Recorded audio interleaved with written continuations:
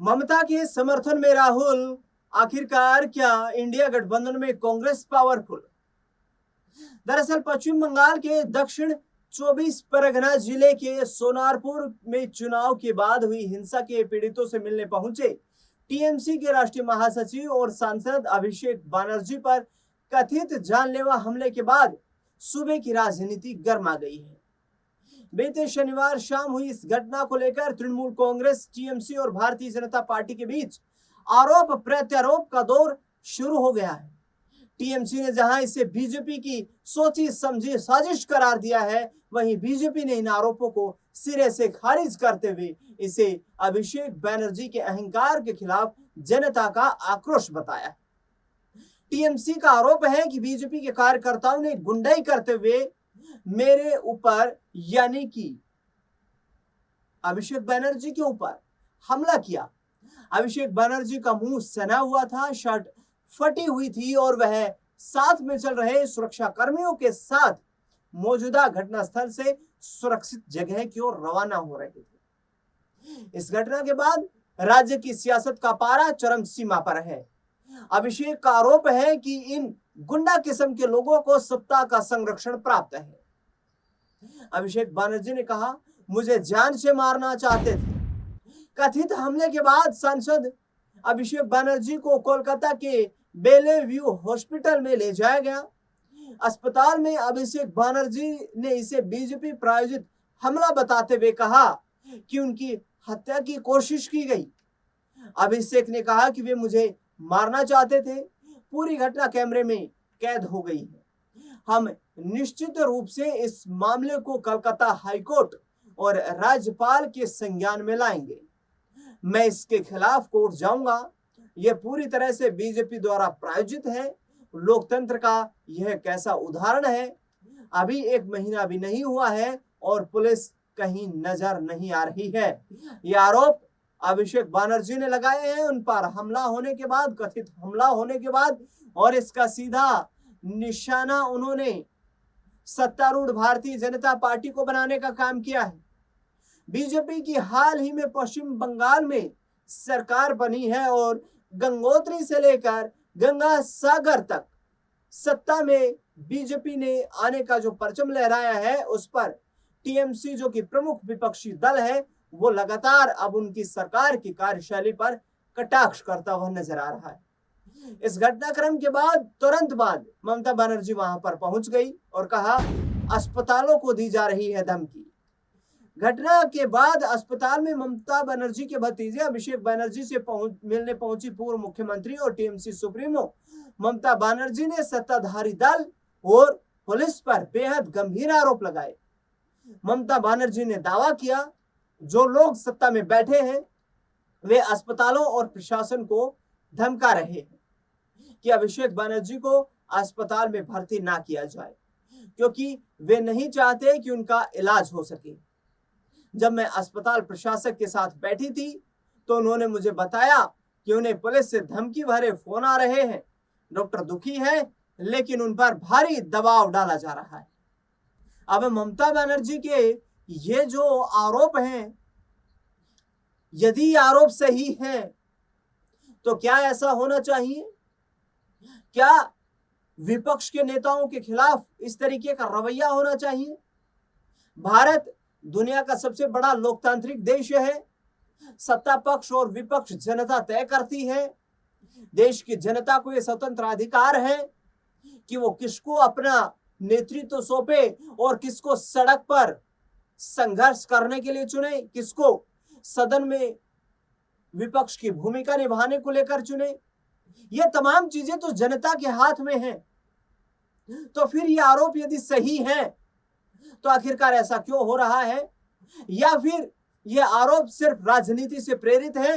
ममता बनर्जी, अभिषेक बनर्जी या टीएमसी की ये खिसियाहट चुनाव हारने के बाद नजर आ रही है। दरअसल ममता बनर्जी के इन आरोपों का जवाब भारतीय जनता पार्टी की तरफ से दिया गया। भारतीय जनता पार्टी ने कटाक्ष करते हुए टीएमसी पर निशाना साधा और कहा, यह जनता का गुस्सा है, हमारा कोई हाथ नहीं।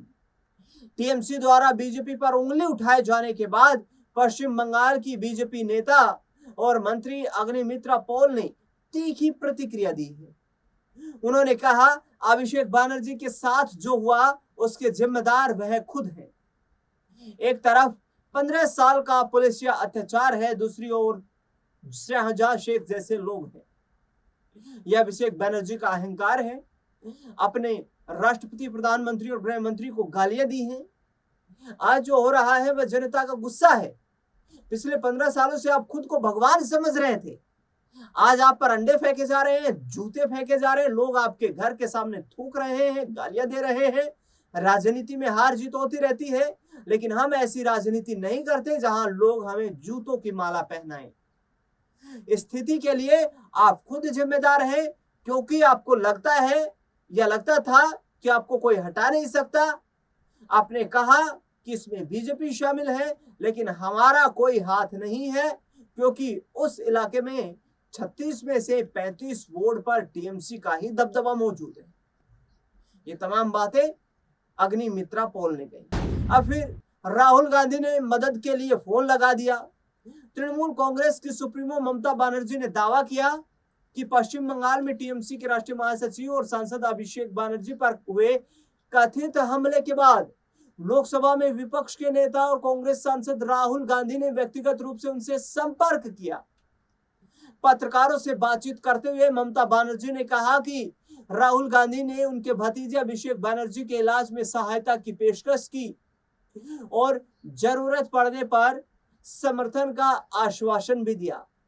ममता बनर्जी ने यहां तक कहा है कि राहुल गांधी ने मुझे कहा कि कोलकाता में यदि उन्हें सही से उपचार नहीं मिल पा रहा है तो वो उनकी मदद कर सकते हैं और उन्हें हॉस्पिटल में एडमिट कराने के लिए वो उन्हें हैदराबाद भेजने में मदद कर सकते हैं। अब यह बीजेपी के बदले की राजनीति का घिनौना रूप है। राहुल गांधी ये भी कहते हुए चले गए। लोकसभा में नेता प्रतिपक्ष और कांग्रेस सांसद राहुल गांधी ने टीएमसी सांसद अभिषेक बनर्जी पर हुए हमले को लेकर भाजपा पर जोरदार हमला बोला। उन्होंने लिखा कि सांसद अभिषेक बनर्जी पर सोनारपुर में जो हमला हुआ बेहद निंदनीय है। एक सांसद पर हमला सिर्फ एक व्यक्ति पर हमला नहीं, यह उस जनता पर हमला है जिसने उन्हें चुना है और उस लोकतंत्र पर हमला है जो हम सबकी साझी विरासत है। यह बीजेपी की बदले की राजनीति का घिनौना रूप है। राजनीतिक मतभेद कभी हिंसा का कारण नहीं बन सकते। केंद्र और पश्चिम बंगाल सरकार दोनों दोषियों पर तत्काल कार्रवाई करे, क्योंकि यह सुनिश्चित करे कि कोई भी जनप्रतिनिधि किसी भी दल का हो अपनी सुरक्षा को लेकर चिंतित ना रहे। अभिषेक जी, मेरी संवेदनाएं आपके साथ हैं, आपके परिवार के साथ हैं। आप जल्द स्वस्थ हो जाएं। ये तमाम बातें राहुल गांधी की तरफ से की गई। तो यही इसीलिए मैंने यहां पर जिक्र किया कि ममता बनर्जी को राहुल का समर्थन और इंडिया अलायंस में क्या कांग्रेस पावरफुल। दरअसल कांग्रेस के पास सांसदों की लोकसभा में संख्या की बात करें तो 99 है, जो उन्हें सबसे बड़ी विपक्षी राजनीतिक पार्टी भारत में बनाता है। पश्चिम बंगाल में टीएमसी की हार, बिहार में आरजेडी की हार, क्या ये दो बड़ी घटनाएं घटने के बाद अब कांग्रेस अपने आप को इंडिया गठबंधन का सारथी मान रही है? क्या कांग्रेस इंडिया गठबंधन में अपने आप को पथ दर्शाने वाली यहां पर मान रही है, मार्गदर्शक मान रही है कि विपक्षी दल जो इंडिया गठबंधन में शामिल है उनके साथ तो रहे, लेकिन उनका मार्गदर्शन कांग्रेस करेगी। राहुल गांधी ने ही ममता बनर्जी के खिलाफ जमकर चुनाव में प्रचार भी किया था और सरकार पर आरोप भी लगाए थे। उसमें राजनीतिक जानकारों का यह भी मानना था कि ममता बनर्जी को कांग्रेस पार्टी से पश्चिम बंगाल में कुछ सीटों पर समझौता करना चाहिए था, जिसके चलते उन्हें पॉलिटिकल डैमेज से बचा जा सकता था। इस पूरे मुद्दे को लेकर के आपकी क्या राय प्रतिक्रिया है, कमेंट बॉक्स में बिल्कुल बताना ना भूलें। इस खास रिपोर्ट में फिलहाल के लिए इतना ही। देश दुनिया से जुड़ी तमाम बड़ी खबरों के लिए आप बने रहे हमारे साथ। धन्यवाद।